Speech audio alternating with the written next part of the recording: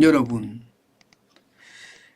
100년 가게에 무슨 일, 30년 가게도 줄폐업. 이게 무슨 말일까요? 아주 간단합니다. 아주 간단합니다.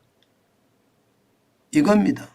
여러분 100년 가게라는 게 사실 정부가 가게가 100년 동안 이어졌으면 좋겠다. 일본에는 100년 가게가 굉장히 많은데 우리나라는 30년 가게도 좀 드물다.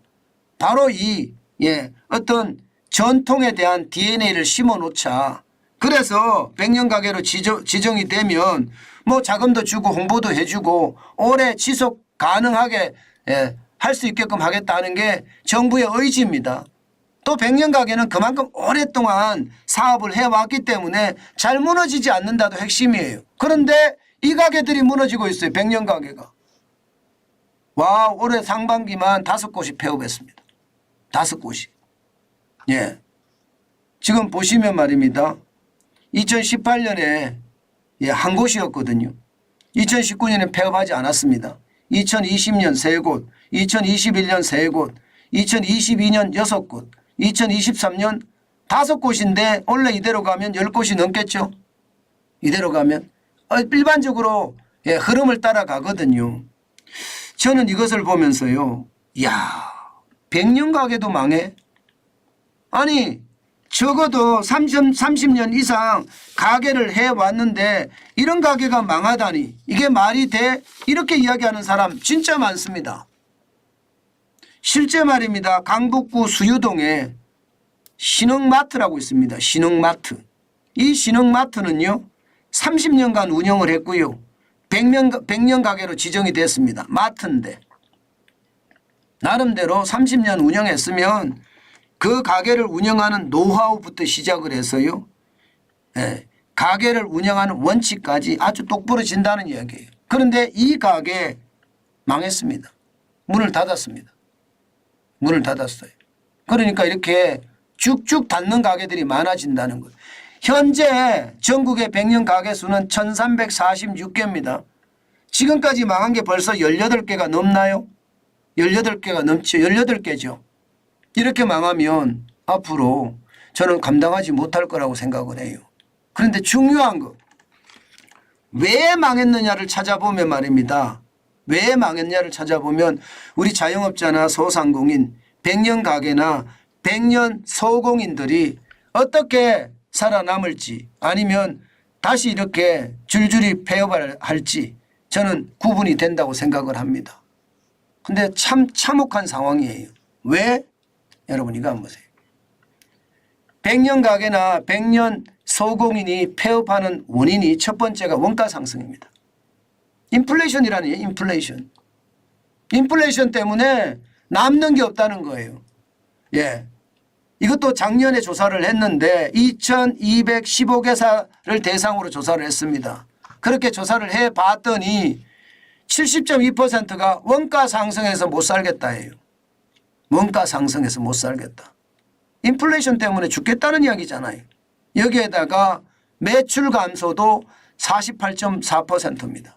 경기 침체가 원인이라는 겁니다. 경기 침체가. 아니 뭐 인플레이션이 심하니까 돈 쓰기가 쉽지 않죠. 두 개는 연관되어 있는 거라고 보면 됩니다. 두 개는. 인플레이션이 높으니까 당연히 돈 쓰기 쉽지 않다. 매출 감소로 이어지죠. 문제는 인건비 부담도 매출 감소하고 비슷하다는 거예요. 47.4%입니다. 야, 제가 여러분들에게 말씀드렸죠. 이제는 뭐라고 하더라도요. 내 가게에서 내 가족과 장사를 해야만이 남는다. 제가 그 말씀을 여러분에게 드렸고 여러분들도 계속해서 말입니다. 이 댓글창에서 그런 이야기를 하셨어요. 그게 현실화됐다는 거예요. 그게 현실화됐다. 결국은 인건비 부담 때문에 원재료 가격 상승 때문에 경기 침체라는 악재를 만나서 지금 자영업자 소상공인이 버티지 못한다 이런 얘기입니다. 100년 가게라고 하면 이게 잘 버텨오던 가게들인데 어려워졌다는 이야기잖아요. 100년 소상공인 하면 소공인 하면 그만큼 말입니다. 오랫동안 이게 잘 지켜냈다는 뜻이거든요. 그런데 그런 기업들이 지금 망하고 있다는 이야기니까 참 안타깝다 생각이 듭니다. 저는 여러분들에게 분명히 말씀을 드립니다. 지금 자영업이나 소기업이나 아니면 중기업이나 지금 사업을 시작하는 것은 진짜 나쁜 시기예요. 물론 가장 나쁜 시기에 시작하는 것이 오히려 호황기에는 더 버티기가 좋다고 이야기합니다. 그런데요, 지금 같은 시기는요, 진짜 전문가들만 창업하는 시기예요. 그냥 어설픈 전문가 창업할 시기 아니고요, 초보자는 더더욱 할 시기가 아닙니다. 30년 가게도 줄줄이 폐업하는 상태에서 이게 어설픈 전문가나 초보자가 창업을 한다는 것은 섣을 지고 불 속에 들어가는 것과 다름이 없습니다. 제가 불나방 창업이나 묻지마 창업하지 마시라고 말씀드리는 것도 바로 이겁니다. 그런 일이 벌어지기 때문이에요. 그만큼 말입니다.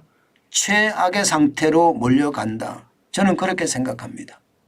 저는 이 와중에 말입니다. 윤석열 정부의 개혁이 너무 더뎌진다고 생각합니다. 인건비 부담이 47.4%까지 올라갔다는 것은 최저임금에 대한 부담이 굉장히 크다는 거거든요. 왜 이게 빨리 개혁적으로 하지 않을까요? 주휴수당 없애는 거 말입니다. 오르는 거는 2.5% 내년에 또 올랐잖아요. 그러면 주휴수당이라도 없애주면 그나마 좀 나을 텐데 참 안타깝기 거지없습니다. 개혁이라는 것은 빠르게 일어나야지 그 효과가 좋고요. 개혁은 반드시 피로감이 있거든요. 피로감이라는 건 개혁 자꾸 외치다 보면 어느 순간 무슨 개혁이야 뭐 이렇게 된다는 이야기인데, 지금 그 어느 때보다 현장을 보고 현장 중심의 정부 정책이 필요한 시기가 아닐까, 저는 그런 생각을 많이 해봅니다. 자영업자 소상공인 100년 가게나 100년 소공인까지 무너지는 판에 일반적인 자영업자 소상공인이 버텨내는 것은 진짜 어렵다. 그 말씀 다시 한번 올립니다.